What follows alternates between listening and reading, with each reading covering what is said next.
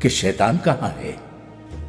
شیطان یہاں بھی ہے، وہاں بھی، کوئی ایک جگہ تھوڑی ہے، وہ ادھر بھی ہے اور ادھر بھی۔ اس سے بڑا نادان کون ہوگا جو یہ یقین کر بیٹھے کہ درگاہ کی چہار دیواری میں یا کعبے میں ہم سے دور رہے گا شیطان۔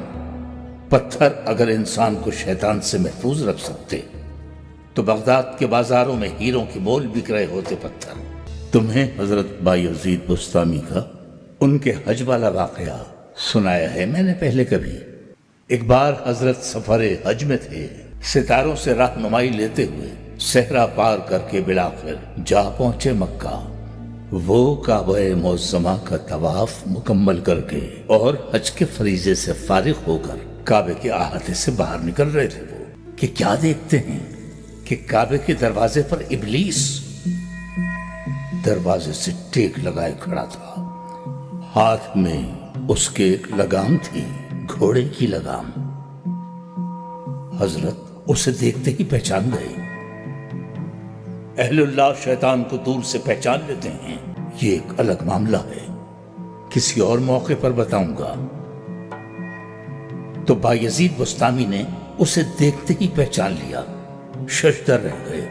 یہ ابلیس لعین کعبے کے دروازے پر کیا کر رہا ہے؟ انہوں نے سوچا، پوچھا، تو اور یہاں ابلیس؟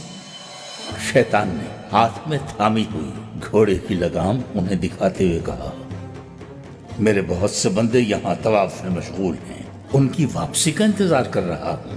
آئیں گے تو یہ لگام انہیں ڈالوں گا اور ان پر سواری کرتا ہوا جاؤں گا۔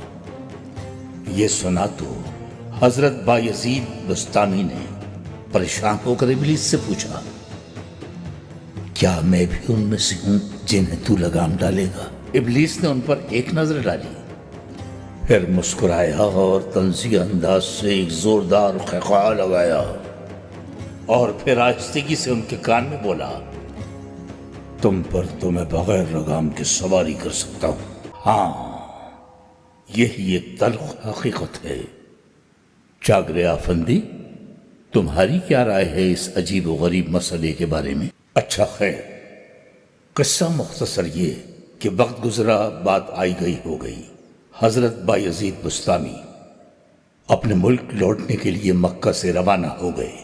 ایک بار پھر وہی دشوار گزار سفر، دریا، صحرا، وادیاں عبور کرتے، سفر کی مشکلیں جھیلتے، ایک تیز رو ندی کے کنارے پہنچے۔ انہوں نے اپنا لباس اوپر چڑھایا اور ندی پار کرنے والے ہی تھے کہ اچانک ان کی نظر پڑی۔ ندی کے کنارے ایک درخت کے نیچے ایک بہت ہی بوڑھے اور نابینا، گز بھر لمبی داڑھی والے بزرگ بیٹھے ہیں۔ وہ بزرگ کے پاس گئے، حال احوال دریافت کیا۔ بزرگ بولے، بینائی سے محروم ہوں فرزند، حج کر کے لوٹا ہوں اور پریشان بیٹھا ہوا ہوں۔ میں بوڑھا نابینا اس حالت میں ندی کیسے پار کروں؟ حضرت بایزید بسطامی کا دل بھر آیا۔ انہوں نے ایک دم سے اس بزرگ کو اٹھا کر اپنے کندھوں پر بٹھا لیا اور پانی میں اتر گئے۔ پانی کا بہاؤ خاصا تیز تھا۔ بہرحال کسی طرح وہ ندی پار کر رہے تھے، لیکن ابھی عین درمیان ہی میں پہنچے تھے کہ بزرگ نے جھک کر حضرت کے کان میں سرگوشی کی۔ کہا تھا نا تم سے کہ تم پر تو بغیر لگام کے سواری کر سکتا ہوں۔ تو پھر شیطان کہاں ہوا؟ پھر شیطان کو تلاش کرنے نکلو تو یہاں بھی ملے گا، وہاں بھی ملے گا۔ اس زوم میں مت رہنا کہ بچ جاؤ گے اس سے۔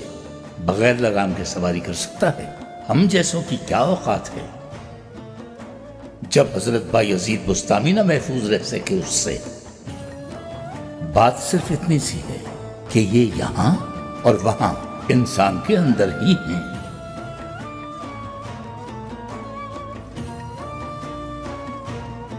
اسی لیے کہا گیا کہ تلاش کرنا ہو تو یہاں ڈھونڈو نہ وہاں، صرف اپنے اندر تلاش کرو۔